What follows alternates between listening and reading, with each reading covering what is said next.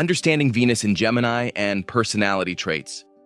If you are looking for a partner who will sit in total silence and stare lovingly into your eyes for hours, you are in the wrong place. We have entered the whirlwind of mutable air. Venus in Gemini is the social butterfly of the zodiac. In astrology, Gemini is ruled by Mercury, the planet of communication and intellect. When you put the planet of love into the sign of the mind, you get a relationship style that is cerebral, chatty, and constantly changing. For these people, love isn't just a feeling, it's a conversation.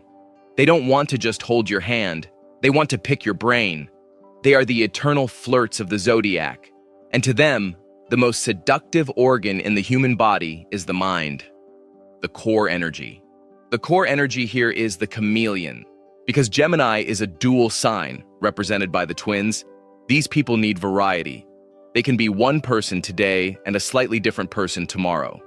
This makes them incredibly exciting partners, because it feels like you are dating 2 or 3 people at once. They are curious about everything and everyone. They view love as a learning experience. They want a partner who can be their lover, their best friend, and their debate partner all wrapped in one. If you can't keep up with their mental pace, they will simply float away to the next flower. Love and the mental connection. How do they flirt? With words. Venus and Gemini people are often sapiosexuals. They are attracted to intelligence. Wit, banter, and a good sense of humor are non-negotiables. Their ideal date isn't a candlelit dinner where you stare at each other. It's a trivia night, a comedy show, or walking around a city while talking about 10 different topics in 5 minutes. In relationships, they need breathing room. They are an air sign, after all. They hate feeling tied down. They show love by sharing ideas, sending you memes, tagging you in articles, and keeping a constant stream of communication open. The ick and turnoffs. What shuts them down instantly? The number one enemy of Venus in Gemini is boredom. If you are predictable, if you tell the same stories over and over, or if you lack curiosity about the world, they will lose interest faster than you can blink. The second turnoff is emotional heaviness. They prefer to keep things light and playful.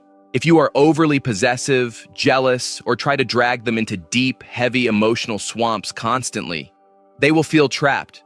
They deal with feelings by talking about them, not by wallowing in them. Money and values. When it comes to money, Venus in Gemini spends on information and experience. They are the type to spend money on books, workshops, travel, the latest gadgets, or social outings. Because they are jack of all trades, they might buy a guitar one week, a painting set the next, and a new camera the week after. They can be a bit scattered with finances because their interests change so rapidly. They value flexibility over stability. They would rather have money in their pocket to go on a spontaneous road trip than have a massive savings account, but a boring life. The aesthetic. Visually, their style is eclectic and trendy. Because they get bored easily, they change their look often. One day they might look preppy, the next day grunge, and the next day bohemian. They love accessories, rings, bracelets, hats, anything that adds a bit of detail to the outfit. They are often ahead of the trends because they are always watching what is new. The shadow side. The shadow side of this placement is inconsistency. They can be perceived as flaky or non-committal. Because they see both sides of every situation, they can struggle to make a final decision in love. They might keep their options open for too long, leading to a reputation for being a player, even if they don't mean to be.